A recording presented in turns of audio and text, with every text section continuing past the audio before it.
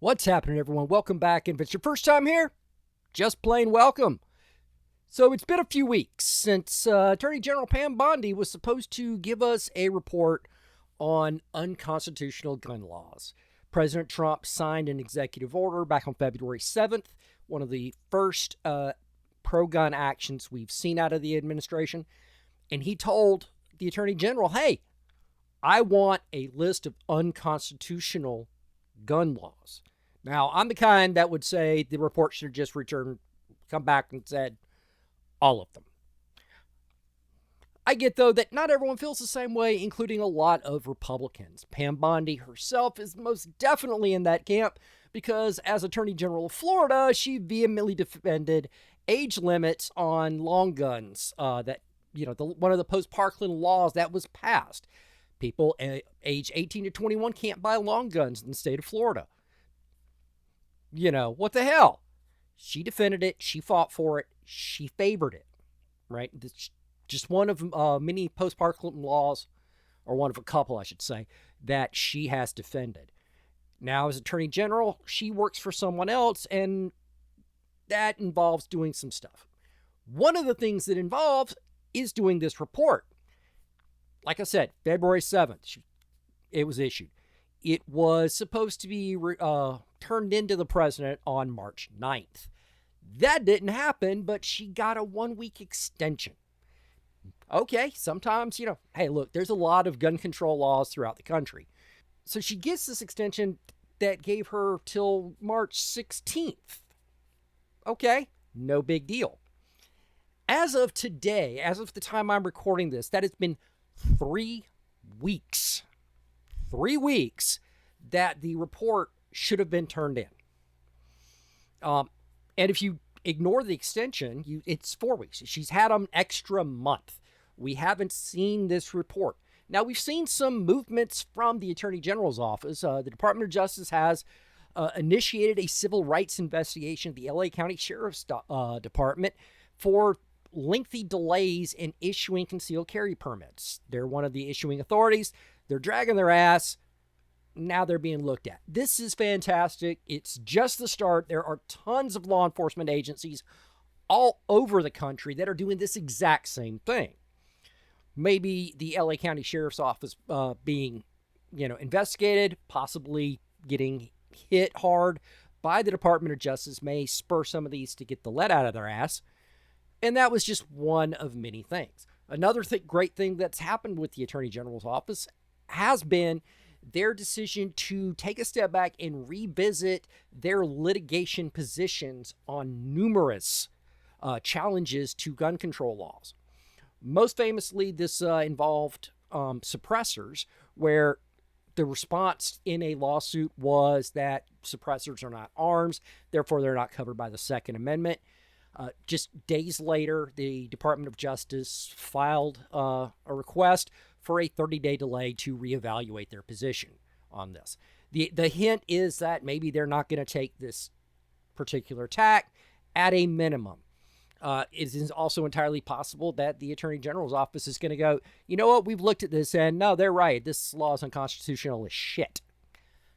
That would be fantastic news. I'm just not holding my breath. But, that's still also just part of it. There was supposed to be a report, right?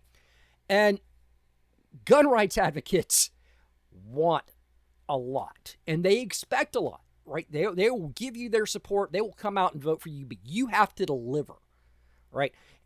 They back Trump. Now, Trump did the bump stock ban. That was Trump's administration. He directed the ATF to do that.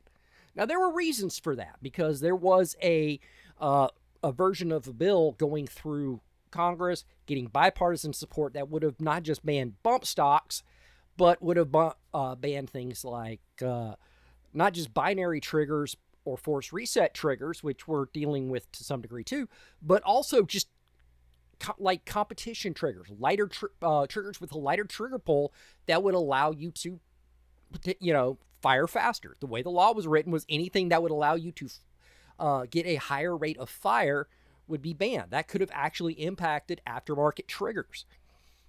What we got with the bump stock ban was really just an attempt to stave that off. It worked. And now that's been overturned, and the political will for dealing with these other triggers just isn't there. So, okay.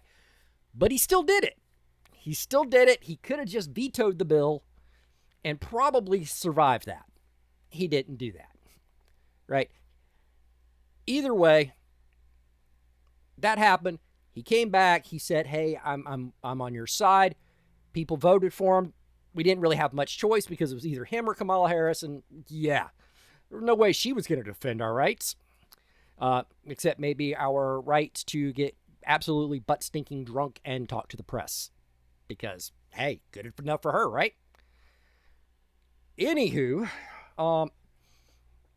back, but this report, it's troubling, right? It's very, very troubling to me as a gun rights supporter, as someone who is a very libertarian in, civil liberties. Everything that's in the Bill of Rights is just shy of sacred to me, right? The only reason it's just shy is I do not want to cross that line into blasphemy.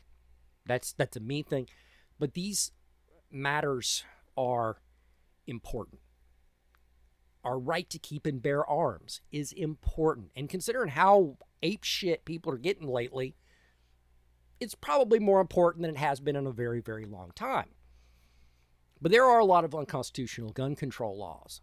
The report was supposed to identify them, set up a position. It would have done wonders to have these laws challenged, maybe. There's a lot of things that could happen. We just need the report, and then we can plan. But we're not getting the frickin' report. This wasn't just Trump calling Bondi on the phone going, hey, can you come up with a list for this? No, this was an executive order, right? This is about as close as it can come to law from the president's desk.